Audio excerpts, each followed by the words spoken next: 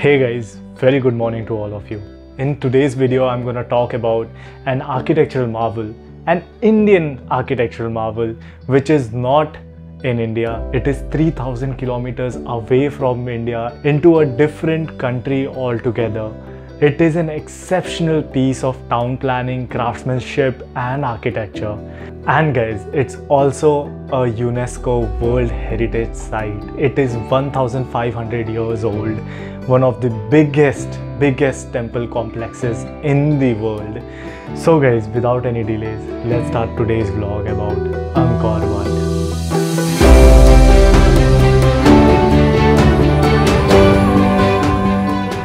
So guys, we have seen Angkor Wat into different movies, different scenarios, National Geography, etc. But what we don't know about Angkor Wat in specific, that how it is related to India.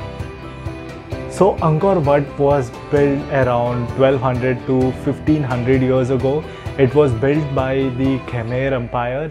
This empire originates from South India and it expanded over Vietnam, Indonesia and all across the Asian continent.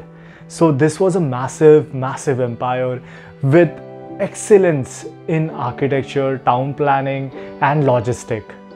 So Angkor Wat is one of the biggest temple complexes in the world. It spreads across 400 acres of land, that is 16,26,000 square meters. And this is a huge area to build a temple complex. This temple complex had entire townships in it.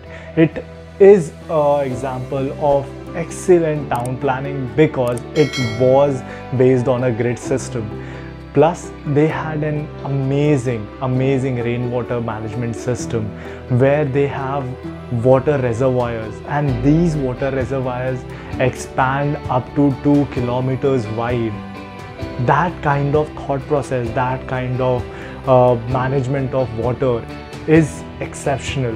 We are facing crises all across the world regarding water and water management system. There is flooding, there are droughts, etc. All these things are because of lack of water management.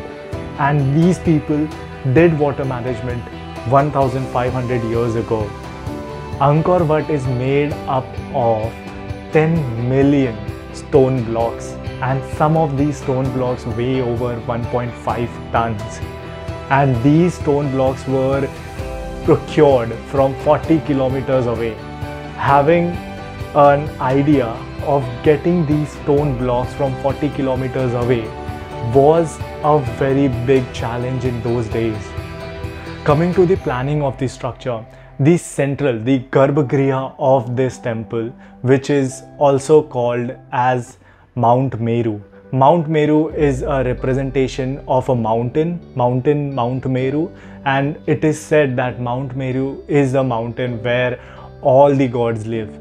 So the central structure of this entire temple is depicted as Mount Meru, and the central Garbhagriha is oriented in such a way that it receives direct sunlight from the sun of spring equinox.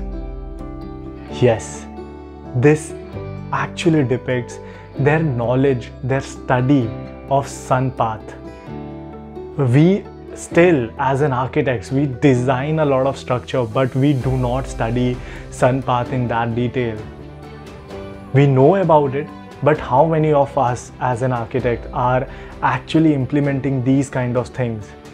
Like the sun in spring equinox should shine inside my bedroom. That itself, it's an astonishing task.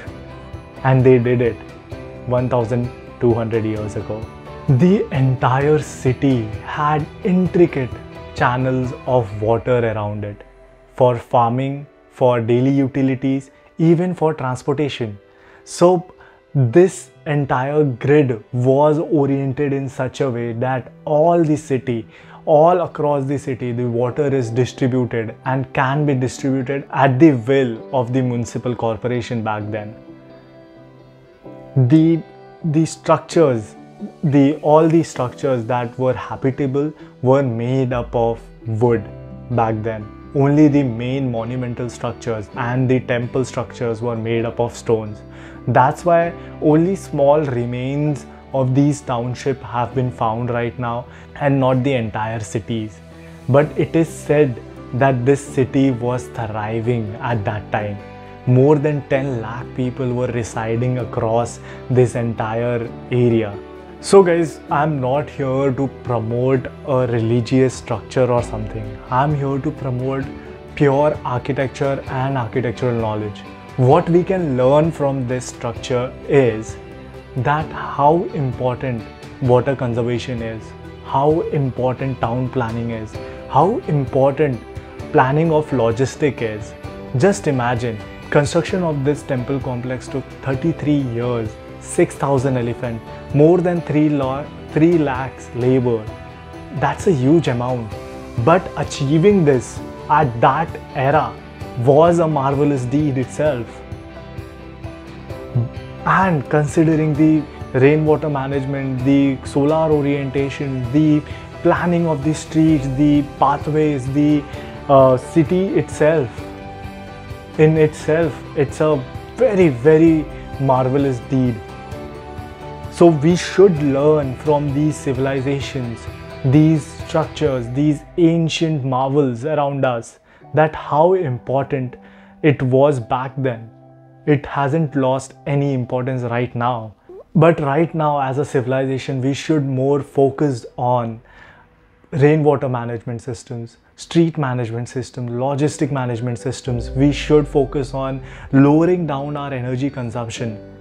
That is the need of this era. And these structures, these ancient histories can teach us a lot about the environment around us. They lived with the environment, with the nature, not against it.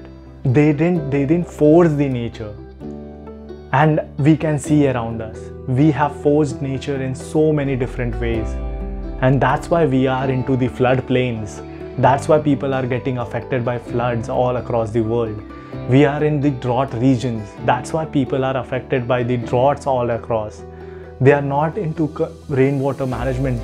They are not conserving rainwater. They are not harvesting rainwater. That's such a sad thing to say, that in 21st century we are facing such things. And it is because lack of understanding of the nature around us.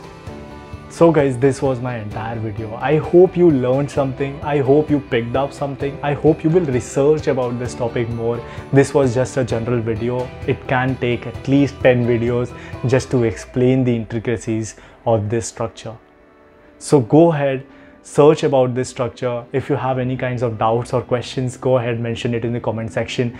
And guys, don't forget to subscribe to my channel. Take care of yourself and see you soon. Bye bye.